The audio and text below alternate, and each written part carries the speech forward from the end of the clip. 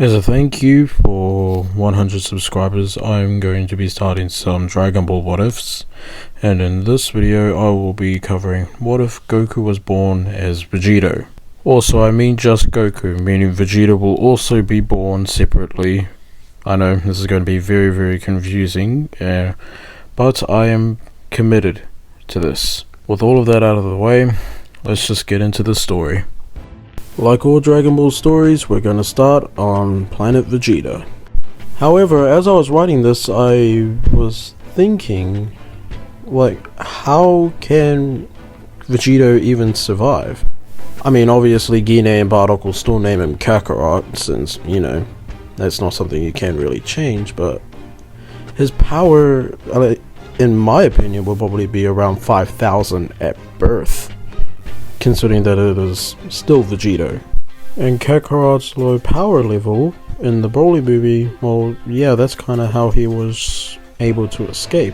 And I sat there and thought, what if Bardock sent Kakarot away as soon as Frieza was ready to destroy the planet? Basically, Bardock will power up, has his power level of 10,000, and all of the power that is around planet Vegito will shield Vegito's power. And that's pretty much the only way that I believe Vegeta would even survive the destruction of planet Vegeta. If Bardock tried to do it the same way as he did for Kakarot in the canon story, well, Vegeta would just die. So Vegito, or Kakarot, has left planet Vegeta safely and has landed on Earth, and obviously that's how Goku's story starts, and obviously Grandpa Gohan is the one who finds him. But the question is that would he still be named Goku, or would he take the name Kakarot? I'll leave that decision up to you guys, but I'll just call him Vegito, just to keep it simpler for the story so far. I believe he'll still fall down that same sort of ravine area, but I don't think he'll hit his head. I actually think he'll save himself before he even gets the chance to. This can change a lot of things about this character. This means Vegito is pretty much well aware that he is a Saiyan, and I'm pretty sure he would know his name is Kakarot, considering that he was a bit conscious when Bardock and Gine sent him away. Well, Gine, I guess. But this is where another major part plays in with this character. I believe that because of this, near-death experience in Vegito's eyes, he believes that he would have to be smart enough to not go into that ever again. Never be in a situation like that ever again. So because of that, he'll actually ask Grandpa Gohan to educate him in all academics that Grandpa Gohan knows. And this can make for a deadly combo. Obviously Goku was pretty dumb, when you first meet him, but this is going to be an educated Vegito with some martial arts skills of Grandpa Gohan and someone who has trained, so with a power level of 5,000 at the age of 2, with the amount of training that he'll be having thanks to Grandpa Gohan, he'll probably have a power far beyond that of probably 7,000. Remember, Vegeta is the combination of Goku and Vegeta, but it's like a merging of them as well, meaning that both Goku and Vegeta's potential is combined, so a power level of 7,000 for about 8 years is kinda generous. Actually, while I have the time, I'll actually begin to explain why Vegito isn't actually that, sort of rash and just lashing out onto Gohan like Goku was. So as I said earlier in the video, that Bardock was the one who came up with the plan, obviously, to shield Vegito's power level with his own when Frieza's about to destroy the planet. That left Gine there with Vegito. Gine, realizing Vegito's huge power, is actually scared that Vegito might just kill everyone else like every other Saiyan has been. And her thinking that her son is going to be one of the strongest, if not the strongest Saiyan to ever live, she actually begins to tell Vegito to not kill any of the innocent humans. Live with them.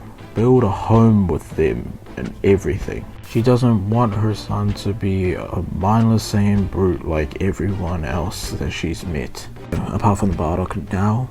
But since Vegito hasn't hit his head and forgotten everything, he's pretty much taking his mother's advice very, very literally, considering that, she's on the verge of death. Vegito's pretty smart enough to realize that. But yeah, that is why Vegito hasn't lashed out onto Grandpa Gohan yet, because if I did have that happen, then Gohan would have just died instantly.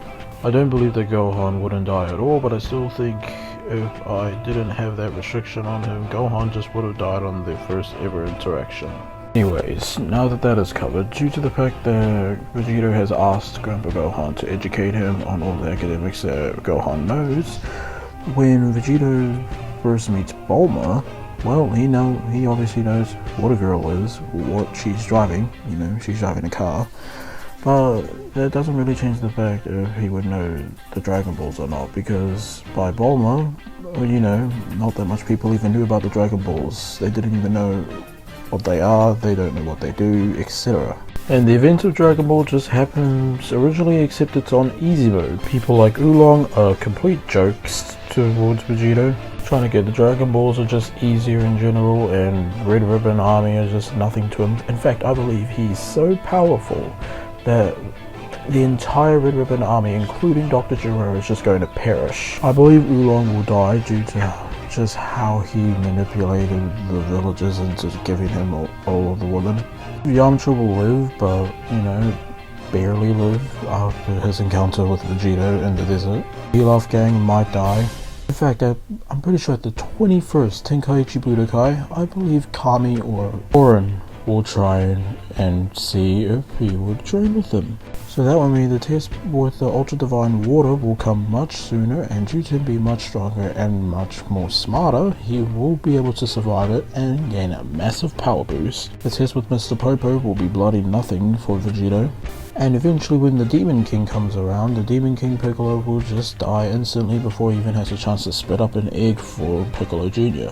And obviously, due to the interactions with him and Chi-Chi, I do believe that Vegito might remember her, but it will take quite some time. Also, when Vegito goes into the Hyperbolic Time Chamber, I actually believe, due to his mental fortitude and also his power, that he'll be able to survive a full year in the Hyperbolic Time Chamber. And with the combined potential of Goku and Vegeta, he would actually be able to access Super Saiyan. So basically this first part is just basically me showing how basically unfair it is. And actually when Chi-Chi and Vegito get married, because I still do believe that Chi-Chi will marry him, the relationship between the two won't be the same as Goku and Chi-Chi's relationship in canon. Due to Chi-Chi seeing that Vegito knows stuff from the outside world of fighting, I believe that she'll see it as fair if she understands the world of fighting.